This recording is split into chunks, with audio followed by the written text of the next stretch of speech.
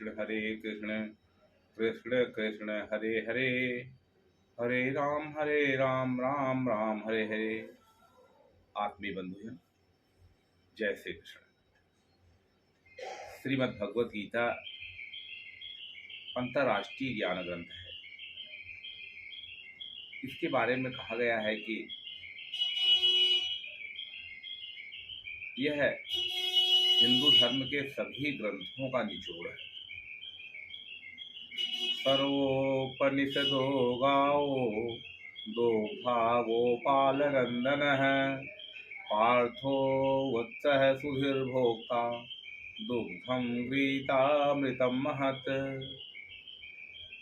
तो गीता अमृत है और इस अमृत के पान के द्वारा हम अपने जीवन को सभी दुखों से मुक्त करना चाहते हैं,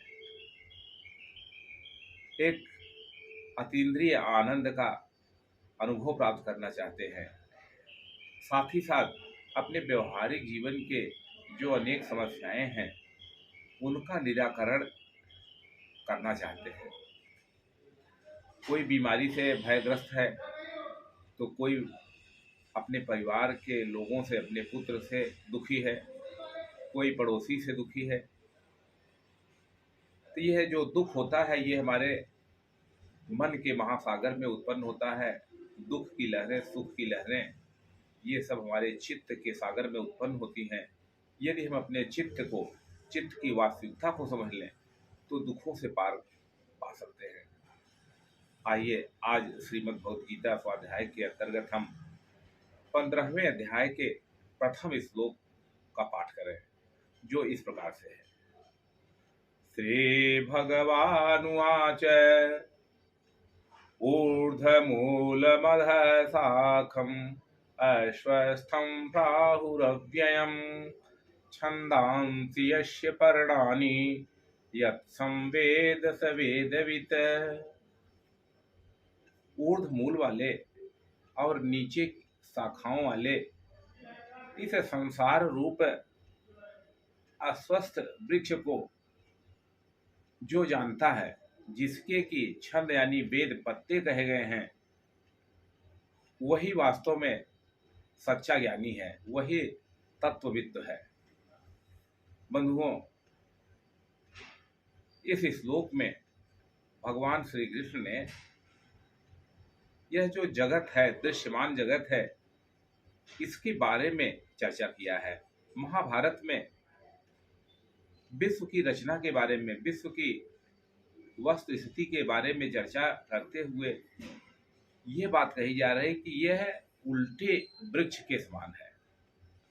अस्वस्थ का अर्थ होता है जो निरंतर परिवर्तनशील है।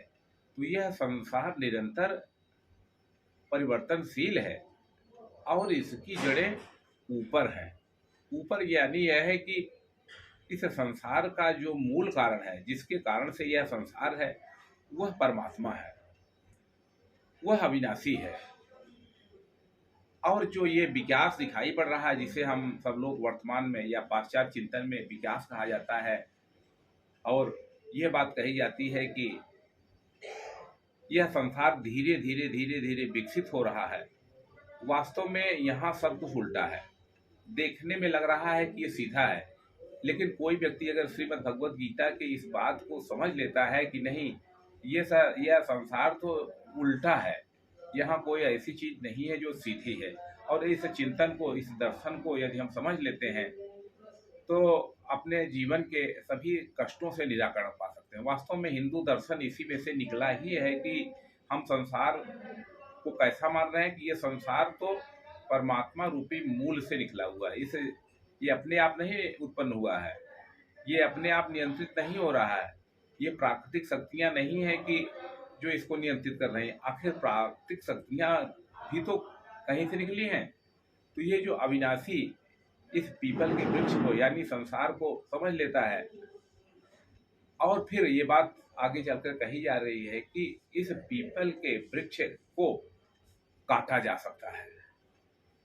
यानी क्या, जब व्यक्ति इस मूल में जाता है तभी वो वास्तव में सच्चा सुखी हो पाता है।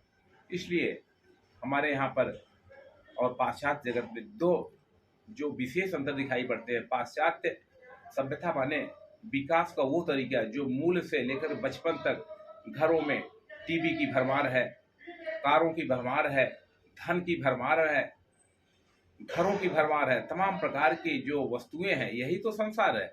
इसका हमारे पास भरमार हो गया है, लेकिन क्या हम सुखी हो पा रहे हैं? क्या वस्तुओं ने हमें सुखी किया?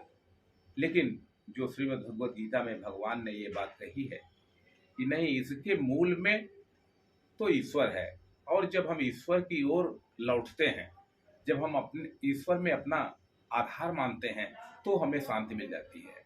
वास्तव में जो वृद्धावस्था है ये विकास नहीं है, ये ज्यादा शक्तिशाली नहीं है। जो गर्भस्थ शिशु है उसी में ही संपूर्ण शक्तियां निहित है। और इसी नाते हमारे दर्शन में, हिंदू जीवन दर्शन में ये बात विकसित हुई कि प्रकृति के साथ हमेशा रहो, ईश्वर के साथ हमेशा रहो, न कि ईश्वर से दूर। विकास का मतलब है कि ईश्वर से दूर दूर दूर और निरंतर दूर चले जाना। और यह जो प्रथम श्लोक है कि यह संसार भी अविनाशी है, इसका विनाश नहीं होता है, लेकिन इसकी जड़ों को हम सब लोग काट सकते हैं, इसका विनाश कर सकते हैं और सुखी हो सकते हैं। बंधुओं, जो इसमें बात कही जा रही कि छंदम छंदस्य यश पर्णानि, इस संसार रूपी अस्वस्थ वृक्ष की जो पत्ते हैं वे क्या छंद हैं या वेद हैं या वाणी है।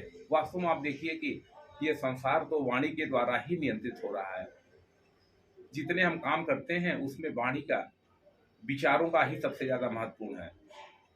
इसलिए जो व्यक्ति इस तत्व को जानता है, वेद के सत्य को जानता है, वेद के ज्ञान को जानता है, यानी स्वयं को जानना ही मुख्य रूप से वेद का आधार है, ऐसा जान करके हम सब लोग एक महान राष्ट्र निर्माण करने के लिए नित्य श्रीमद् भगवद गीता का स्वाध्याय करें। बंधुओं, ये श्रीमद् भगवद गीता आयोजन समिति उत्तर प्रदेश के द्वारा हम सब लोग ये प्रयास कर रहे हैं कि ज़्यादा से ज़्यादा लोग गीता स्वाध्याय करें, ज़्यादा से ज़्यादा लोग लग करके इस राष्ट्र को एक सुखी राष्ट्र के रूप में, एक विकसित राष्ट्र के रूप में, एक चिंतनशील राष्ट्र के रूप में उभारने में सहयोग करें। इसलिए मेरा आप सबसे आग्रह है कि इस चैनल को आप लोग देखिए, इस चैनल को सब्सक्राइब भी कीजिए और अन्य बंधुओं को भी इसमें सदस्य बनने के लिए प्रेरित करिए। संपूर्ण विश्व में श्रीमद् भगवद गीता का प्रचार प्रसार हो, यही एकमात्र उद्देश्य है, जिससे हम सब लोग अपने जीवन को ज़्यादा उपयुक्त बना सकें, ज़्यादा सुकर बना